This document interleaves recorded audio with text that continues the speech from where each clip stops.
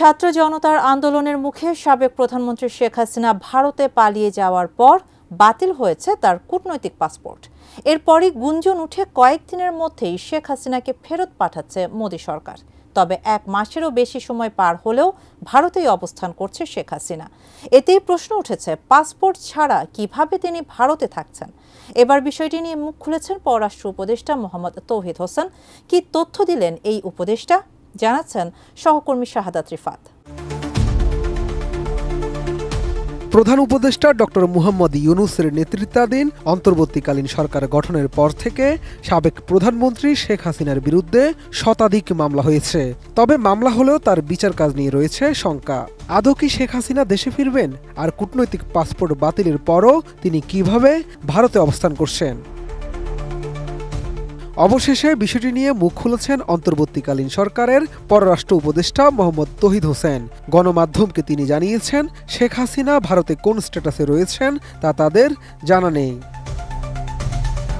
শুধু তাই নয়, শেখ হাসিনার ভারতে অবস্থানের বিষয়ে এখন পর্যন্ত দিল্লির কাছে আনুষ্ঠানিকভাবে জানতেও চায়নি অন্তর্বর্তীকালীন সরকার। মঙ্গলবার পররাষ্ট্র উপদেষ্টা মোহাম্মদ তৌহিদ হোসেন এই তথ্য জানান। সুস্বাদু বাদাম, তিল আর স্বাস্থ্যকর গ্লুকোজ সব মিলিয়ে প্রাণ পিনাট বার। স্মার্ট কিছু খাও। গণমাধ্যম কর্মীদের এক প্রশ্নের জবাবে পররাষ্ট্র উপদেষ্টা বলেন, সবকিছু শুধু আইন দিয়ে চলে না। এর আগেও এমন ঘটনা ঘটেছে। একই প্রক্রিয়ায় অনেকেই মার্কিন যুক্তরাষ্ট্রে 2 বছরেরও বেশি সময় থেকে এসেছেন। সবকিছুই শুধু আইন দিয়ে চলে না। অনেকেই তো মার্কিন যুক্তরাষ্ট্রে গিয়ে 2 বছর থেকে আসছে। তাদের কি 45 দিনের মধ্যে কি তাদের কাগজ সব শেষ হয়ে গেছিল? হয়নি। এখন ভারত সরকার তাকে আশ্রয় দিয়েছে, উনি ওখানে থাকছেন। আমাদেরকে এটা এইভাবেই দেখতে হবে। পররাষ্ট্র উপদেষ্টা আরও বলেন, ভারত সরকার শেখ হাসিনাকে আশ্রয় দিয়েছে, তিনি সেখানেই থাকছেন। বিষয়টি তারা সেভাবেই দেখছেন। তারা একটু আসলে পাবলিসিটি অ্যাভয়েড করতে চায়, কারণ তারা জিনিসটা কাজ শেষ করার আগে পর্যন্ত এটা নিয়ে তারা কোনো কিছু করতে চায়, বলতে চায়। ভারতের পররাষ্ট্রমন্ত্রীর বরাত দিয়ে মোহাম্মদ তৌহিদ হোসেন বলেন, তারা প্রথমে যেটুকু বলেছিলেন যে শেখ হাসিনা ভারতে এসেছেন, খুব তাড়াতাড়ি তাকে আসতে দিতে হয়েছে, সেটুকুই তারা জানেন।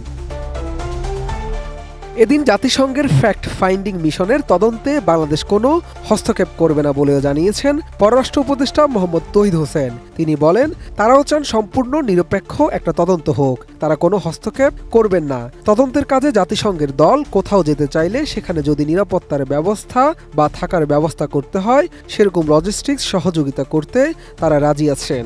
আসলে এটা নিয়ে কথাবার্তা হলেই যেটা হবে, তাদের কাজ বিঘ্ন সৃষ্টি হবে। মানে কোনো কমেন্টস মাঝখানে আসুক তারা জানে। আমরাও চাই না, এই কারণে যে আমরা চাচ্ছি যে এটা সম্পূর্ণ নিরপেক্ষ একটি তদন্ত। আমরা ইন্টারফেয়ার করবো না। দেখা যাচ্ছে একটা কাটসি দেখা যায়, কাজ শুরু করবে এই হিসাবে কাটসি দেখা। সব মিলিয়ে সাবেক প্রধানমন্ত্রী শেখ হাসিনার ভারতে অবস্থান এবং তাকে ফিরিয়ে আনার বিষয়ে কী পদক্ষেপ নেবে অন্তর্বর্তীকালীন সরকার, সেটি এখন দেখার বিষয়। শাহাদাত রিফাত, ATN নিউজ, ঢাকা।